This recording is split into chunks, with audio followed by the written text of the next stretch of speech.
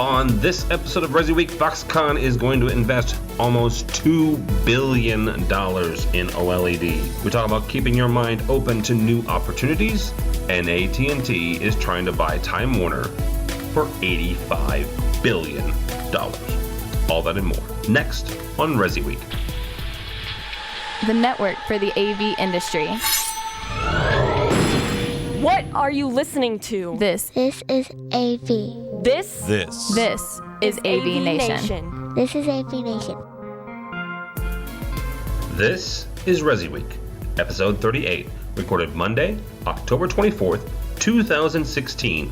AT&T Shop. ResiWeek is brought to you by our fine group of underwriters, companies like Draper. Welcome to ResiWeek. This is your weekly wrap-up of all the latest news and stories for the residential AV industry. I'm your host, Matt D. Scott for AVNation.tv. Today, I'm pleased to be joined by some good friends of mine. I've got Jeremy Glowacki from Residential Systems. Jeremy, how are you today? I'm doing great, Matt. Good to see you. Excellent. Good to see you. Then we've got Josh Willits. Am I saying that right? Yep, you got it. Excellent. Josh Willits. He's the Vice President of Dealer Happiness at Portal. How are you, sir? I'm doing good. Thanks for having me. Hey, thanks for coming on. He's our token newbie this week, so we're going to be really nice. I promise. Welcome, Josh. Thanks. And then we have Mitch Klein. He's the Executive Director of the Z-Wave Alliance. How are you, sir? Fabulous, and glad to be back and chatting with you again, Matt. Hey, thanks for being here. Always appreciate it. All right, guys, let's kick this off with a story that comes to us from Android Headlines. It's about Foxconn. Everyone, oh goodness, I screen shared the wrong one. This is what happens when Tim's not here. There we go. All right, let's try that. That was Infinity. For all you guys that know Pro Video, that was Infinity, and that's why you never, ever do it. Foxconn, i.e. Sharp, is planning to invest $1.9 billion into an OLED plant. This came out on the 17th, that they're planning to do this and produce a lot of OLED displays for mobile devices. Gentlemen, is this something that, one, do we expect to see a turnaround on this quickly? And two, does this really matter that much? Let's start with you, Jeremy. Well, it's certainly a lot of money, but from what I read and what I understand is that it actually is putting Sharp and Foxconn at a really slow start. They're going to have to play catch up in the OLED world, and this is specifically about cell phone, mobile phone, smartphones. Small screen. Yeah, small screen. So they're going to have a lot of catching up to do, even with all the money spent with Samsung and LG apparently. So it is a lot of money, but I don't see it really making an impact for a couple of years. It looks like, at least, and at that point, I mean that's like 20 years and most other lifetimes. So that's my opinion. Definitely, Josh. With Samsung and LG taking about 10 years to actually research and bring a product to market, with them just building a plant now, just starting to build this plant, is this something where we're not going to see a feasible product from them? Keeping in mind that it is Foxconn, who is probably the leader of manufacturing over there. Is this something where we're expecting to see 10 years, or is this something where they could be faster at it? I think they can leverage what's been done already to get some speed on, the manufacturing of these things. But I think they're saying 2017, which is pretty unrealistic. But I think even LG and Samsung kind of said at best it's going to be 2019 to 2020. So if they do a good job, I think you'll probably see it somewhere in the middle of those dates, maybe sometime in 2018. I think they're betting on a big contract with Apple. So I guess we'll see how it goes. So Mitchell, if they're able to produce that quickly, what happens in 4 or 5 years down the road when we discover something potentially better than OLED?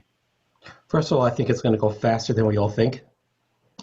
Never underestimate the speed with which the Chinese can get something done. And the other thing is you start looking at what some of the reports that are out in terms of the entry-level phones and tablets are pretty much going away. And so this is really an indication of where the high end is headed. And you've got some small companies, I say that tongue-in-cheek, like Huawei, which has really not had much of an impact in the US or the North American market. And you've seen what Samsung's been doing and some of the troubles they're having. And out of nowhere, at least for us in the US, is going to come Huawei. And I think that Foxconn's doing the right thing and being prepared for some new entrants in this market and definitely some upscale. And I think it's going to be a lot faster than those are predicting. Very, very good. All right, moving on to our next story. This comes to us from CNET. And look, I screen shared properly this time. AT&T, this was all over the news this weekend. AT&T has decided and inked a deal to buy Time Warner in an $85.4 billion deal. This has kind of been, Time Warner's been in talks for a while with a couple of different people to be bought out. And last year it was rumored that they were going to be bought by someone who I'm not seeing in my notes right now. But this is a gigantic deal, half stock, half cash. But they're expecting this to be completed by the end of 2017, as long as it doesn't run into any issues. Is this going to bring, to me, this raises two major questions. Is this going to bring a better content? Is this going to bring more availability of that content? Or is it just going to bring higher prices for the consumers? I can jump on that if you want to start. I think there are two ways to evaluate this. And first of all, I think one of the original suitors was Apple. And I know Apple was in talks with them, and I think they were just kind of kicking back and we'll wait and see. And if for some reason the deal does not go through because of regulation, you might see Apple swoop in and pick it up. So there's two things to look at. One of them is the business side of it. And actually the deal is worth higher than that. There's another $23 billion in debt they assume as well. So it's really like 100 and some odd billion, which, guys, it's more than we all make combined in a year. A lot of money. Well, Jeremy's here, though. So, Yeah, take me out of the equation. Okay, all right. Maybe not next year. Right, but, the question we have to ask ourselves is, why wouldn't you just do a licensing deal and instead of investing and buying? I don't know the answer to that, and bigger minds that obviously have thought that through. But from a content side, I think this is really the response, obviously not to just the increased competition in the telco and cable space, but the fact that there's an ongoing battle for where the eyeballs are going to watch the content. And this will really give AT&T a huge leg up. You've already heard about what they're doing with DirecTV in terms of enabling you to watch it on any screens within the house. And, any of you that have kids know that kids aren't watching the old television set itself. They're watching things on their phones, their tablets, their computers, if they even have computers anymore. And now being able to watch some of the content outside of the house, and maybe just some of the big folks at AT&T wanted to go on set and watch shooting of Game of Thrones. I don't know, but it's interesting. They wanted that next season early. Yeah. So here's a question, though, because you brought up a really good point. When it comes to content, this moves them into easily direct competition, if not greater, a greater, bigger company than Comcast even after it purchased NBC Universal. Are we to the point where we're down to essentially, AT&T and Comcast? And does it, by extension of that, does it matter at all that, from the wireless side, that AT&T used to be in, competition with Verizon heavily? Are we glossing over that now completely, now that they're a full-blown media company with DirecTV, with Time Warner. It's pretty terrifying, but don't forget we're going to have the Trump network, so we'll have some good competition coming soon enough. Sorry, I couldn't resist. Can I But get that? Trump network won't be on here because he's already come out and say that he would kill the deal. Yes, he would. Yeah, I hate to feel like agreeing with Donald Trump at anything, but my initial feeling was, oh my God, AT&T is going to take over my world. Like I already feel like I pay most of my paycheck to that company when it comes to my wireless and my UVerse bills, you know, and I recently tried to get out from underneath at least the wireless when I got my new iPhone, and my wife had the bright idea to call AT&T to see if they'd negotiate because the Verizon offer was such a good one.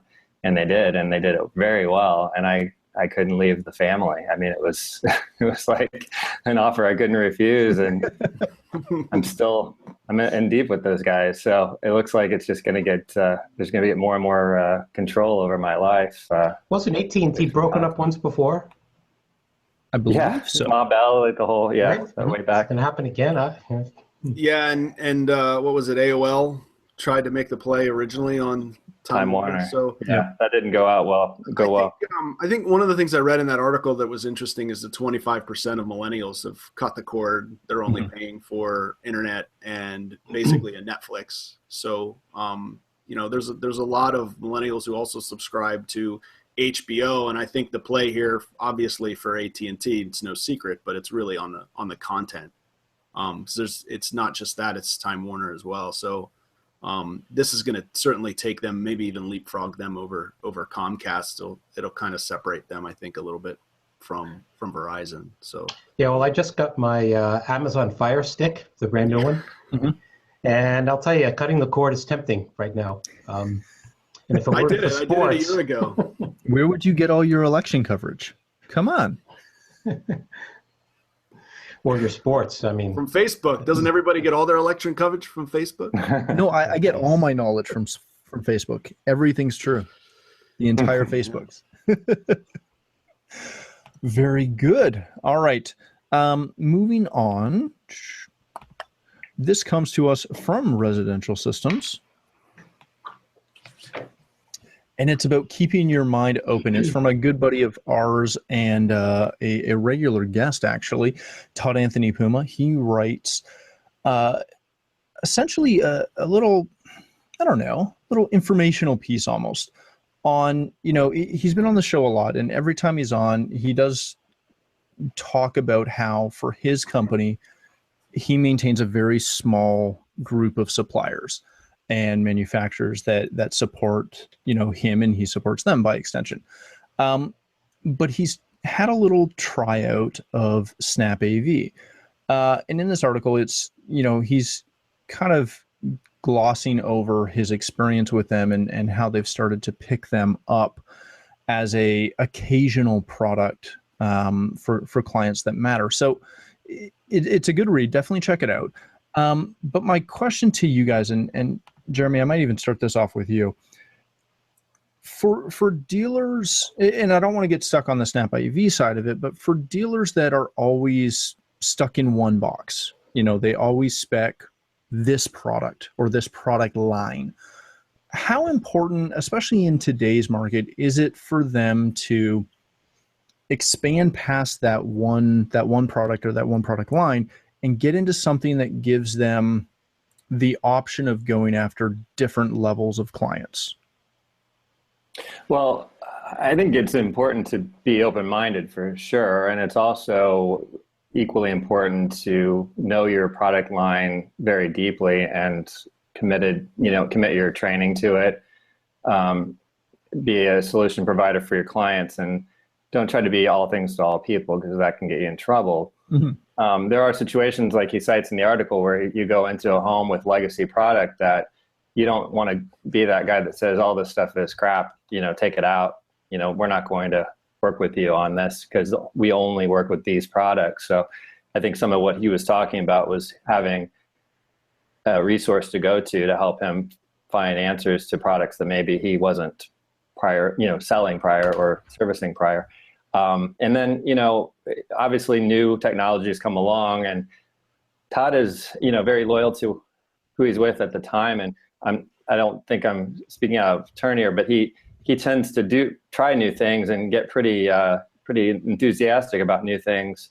And it's like no. Yeah. And I think to defend him though, it sometimes it feels like he's kind of, getting caught with the breeze there a little bit, but he really is looking for the best answer for his client base and in his competitive situation that he's in. So I think he's very open-minded. I was surprised that he hadn't really given Snap AV a look and had kind of a weird impression of who they were. But I mean, that's just sort of an example of what he led in with about his bigger message about being open-minded. But I do think you need to, especially with the Internet of Things, to be able to know what's out there, what your clients are going to ask about, and be willing to at least bring something into your showroom or your design space and figure out what's good about it, to at least have an answer for your clients. That whether you commit to installing that type of product or not is another story. Right. Now, Josh, you're from Portal. We've just started using you in our offices as well. Is this something that you?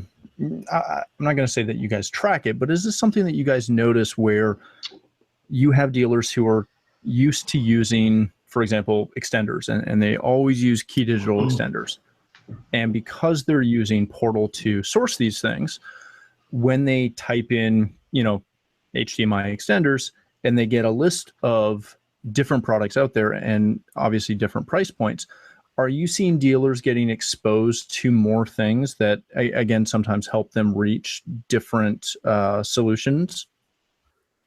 We do. Generally, the dealers are pretty good at finding products that they need to solve problems.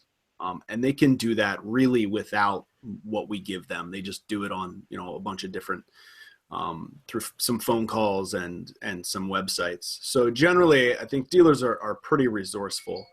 It is an opportunity for vendors to be able to make sure that they're where the dealers are looking.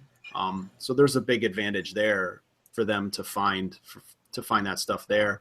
But generally, when they're using our site, dealers already know the product that they're looking for to spec on the job. So they're grabbing it to either place the order or put it on a proposal. But certainly they look around for some products. I mean, we don't actively track that necessarily. The data's there, and if we do anything with it, it'll be to maximize the experience for the dealer and to help them find something that they're looking for.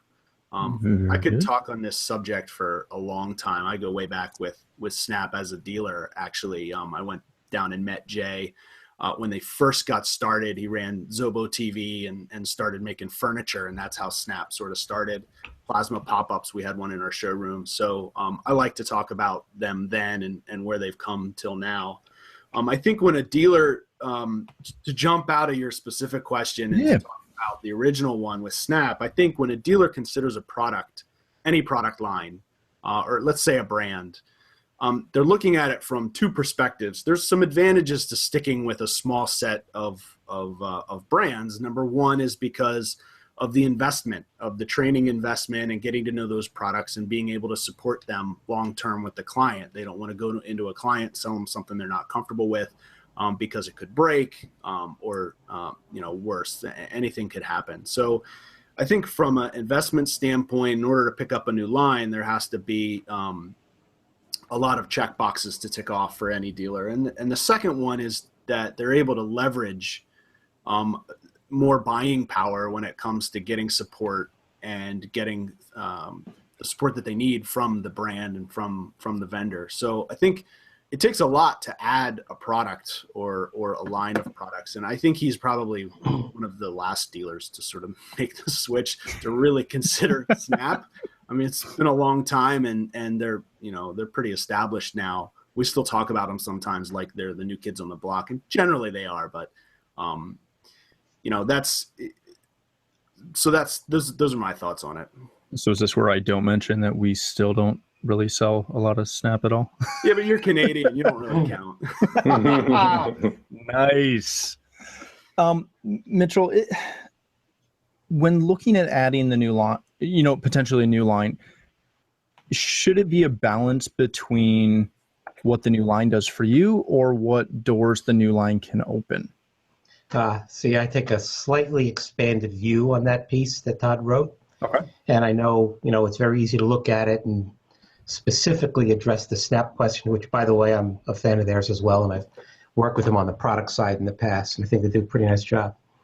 But the real question, and I think you put it properly, is at what point do you look beyond what you're doing and where the market's going, and that, tired old phrase that I think Steve Jobs made popular that Wayne Gretzky said, right? I skate to where the puck is going. A lot of dealers are in reactionary mode, and that's probably, given the speed with which the market is moving, more importantly, the speed with which the media is driving customers to move, says you got to be a little bit more ahead of the game.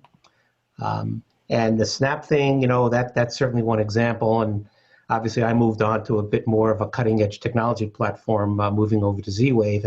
But when you start looking at Internet of Things and some of the products coming out of there, these are things that dealers need to be looking at aggressively because their customers are already buying the stuff. They may be going out to their homes and seeing things that we didn't talk to you about, a Ring doorbell or an August lock or a Z-Wave this or a dimmer or what have you. And the reason is because the stuff is priced right, it's easily accessible, and as a dealer, what are you doing in terms of making sure you're getting there before your customers do? So, like I said, I kind of look at it a little differently in terms of what Todd's writing and saying, look at it to where your customers are going and get there before they do. Yeah, that's a very good point. All right, gentlemen, that's all the time we have this week. Thank you all so much for being here. Jeremy, where can people find and connect with you? Well, Resi Editor on Twitter and residentialsystems.com for our website, where I'm posting a story now about that interesting outage we had on Friday. And we need to talk about that. Yeah, some reactions from Mr. Pedigo at Cedia and Gordon Van Zyden from Cyberman or some others. So it's interesting perspectives that should be good to read about. Very good. Josh, thanks for joining us for your first time. I hope you had fun and we were all very nice. Yeah, definitely. Thanks for having me. It was a good experience. Yeah, we got hit with that a little bit with our site. So our site actually stayed up. We're not using any of those services, but our chat service, which is a lifeline for many of our users and a big benefit to our site, went down because of the attack. So, thanks. We definitely saw it, but you can find us on portal.io. Beautiful. Mitchell, thanks again for being here. Where can people connect with you? Yeah, Matt's always great to do this. I'm on Twitter at Mitchell_Klein. That's Klein. And you can also get me at Mitch at zwavealliance.org, and that's z-wavealliance.org. Always a pleasure to be here. Great to work with you, Jeremy and Josh. Likewise. Thanks, Mitch. See you, Mitch. Excellent. All right. Thank you again for watching and for joining us. For myself, you can find me on Twitter at Matt D. Scott and pretty much every other social platform. But most importantly, please stop by AVNation.tv. You'll find this show as well as a wide variety of other shows that cover all the other verticals that we here at AVNation cover. When you do stop by the site, please make sure you check out our list of underwriters. They support us, and we'd appreciate it if you support them. That's all the time we have for this week's episode of ResiWeek.